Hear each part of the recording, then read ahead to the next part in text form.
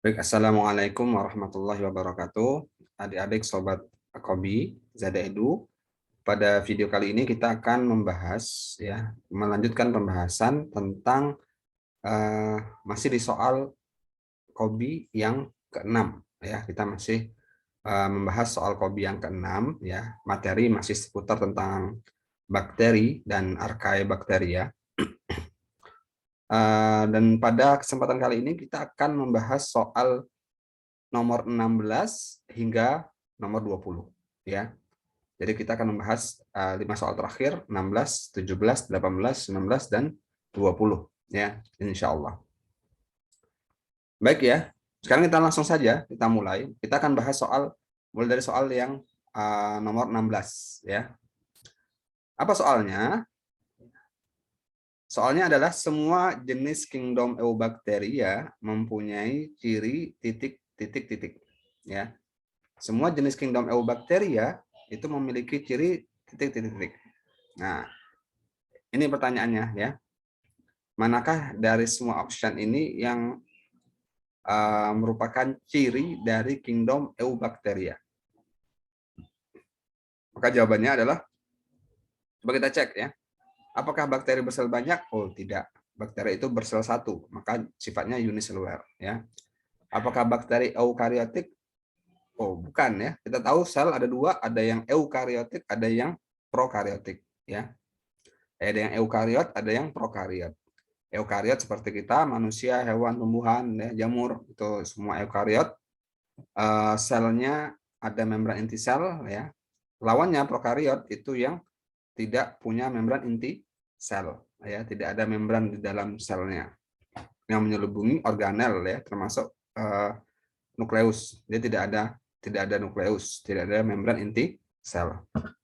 Sehingga jawabannya ya, bakteri ya, manakah sifat atau ciri dari kingdom Eubacteria? Jawabannya adalah prokariotik ya.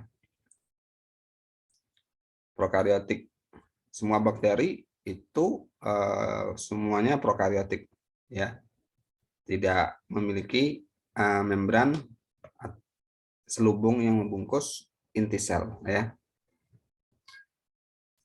Kemudian ya, soal yang berikutnya, soal yang nomor 17 ya, soal nomor 17.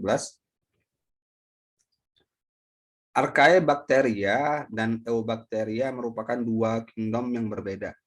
Ya, kita tahu ada dua kingdom, bahkan dua domain ya, Archaea bakteria dan ada Eubacteria. Ada bakteri, ada archaea ya. Walaupun demikian ya, walaupun kingdom ini berbeda, keduanya mempunyai ciri yang sama. Ya, jadi Archaea bakteria dan Eubacteria itu ada ciri yang sama. Apa itu? Maka jawabannya adalah sama-sama prokariotik ya, sama-sama prokariotik, sama-sama selnya tidak memiliki membran inti sel ya.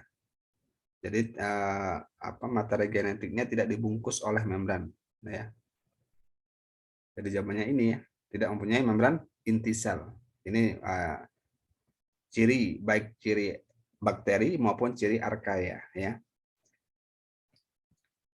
Baik, kita lanjutkan ke soal berikutnya, soal nomor 18 ya. Nah, ini soal nomor 18. Diplococcus pneumonia ya. Ini nama spesies dari bakteri ya. Semestinya dicetak miring ya. Tapi ini memang karena di Google Form belum ada, saya belum tahu caranya bagaimana mencetak miring, tetap ditulis demikian ya. Tapi aslinya kalau kita tulis dengan ketikan komputer misalnya ataupun tulisan tangan, maka yang benar dicetak miring atau di garis bawah. Nah, Diplococcus pneumonia merupakan bakteri penyebab penyakit pneumonia pada paru-paru ya. Ini cukup terkenal, bahkan ada vaksinnya. Ya, biasanya bayi yang baru lahir itu nanti divaksin dengan ini apa? Yang sehingga menghindari penyakit ini ya, pneumonia pada paru-paru. Nah, bentuk bakteri tersebut yaitu titik-titik ya. Apa sebab apa bentuk dari bakteri Diplococcus pneumonia yang menyebabkan penyakit pneumonia? Jawabannya adalah ya, ini ada kata kuncinya di sini sebenarnya ya, ada coccus ya. Coccus. Kita tahu bahwasanya coccus itu berarti bulat ya. Jadi kalau ada bakteri namanya ada kokusnya, berarti dia bisa kita pastikan bentuknya bulat ya. Berbeda kalau basil ya. Kalau basil ini apa artinya batang ya. Baik, kita lanjutkan ke soal 19 ya. Bakteri yang mempunyai dinding sel dengan lapisan peptidoglikan yang tebal dinamakan dengan bakteri titik titik titik. Nah, eh, kita tahu ya bahwasanya bakteri itu ada apa berdasarkan tebal apa kandungan peptidoglikan ya. Ketebalan kandungan peptidoglikan yang ada pada dinding sel bakteri ya. Kan kita tahu bakteri banyak ya. Jenisnya bakteri itu banyak sekali ya. Nah, itu dibagi oleh para ilmuwan menjadi dua kelompok ya. Dibagi oleh ilmuwan menjadi dua kelompok ya. Berdasarkan ketebalan lapisan peptidoglikan pada dinding selnya. Masing-masing bakteri ini ada peptidoglikan semua ya, hanya saja ada yang satu kandungan peptidoglikannya itu banyak, tebal ya. Satunya lagi sedikit. Ya. Pertanyaannya, bakteri yang punya lapisan peptidoglikan yang tebal. Nah, dia masuk bakteri yang mana? Nah, jawabannya adalah bakteri gram positif ya. Jadi berdasarkan kandungan peptidoglikan yang ada pada dinding sel bakteri ya, bakteri itu terbagi menjadi dua, gram positif dan gram negatif ya. Gram positif dan gram negatif. Gram positif ini yang dia kandungan apa bakteri yang memiliki lapisan dinding sel dengan kandungan peptidoglikan yang banyak, yang tebal. Kalau gram negatif, kandungan peptidoglikannya sedikit. Ya, mungkin kita bisa perhatikan gambar ini ya untuk mempermudah pemahaman. Nah ini ya, jadi bakteri ada dua ya berdasarkan kandungan peptidoglikannya tadi ya. Kalau yang dia banyak peptidoglikannya tebal ya, ini seperti ini kan. Jadi dinding selnya itu peptidoglikan tebal ya. Jadi maka ini gram positif. Kalau dia sedikit peptidoglikannya ya, seperti ini ya. Jadi dia kayak dilapisin dua tumpuk membran, ya ada membran luar, ada membran dalam, tengah-tengahnya ada peptidoglikan yang sedikit. Maka ini gram negatif ya. Jadi kalau yang gram negatif ini membrannya kan ini lipid ya. Lipidnya lipopolisakarida ya.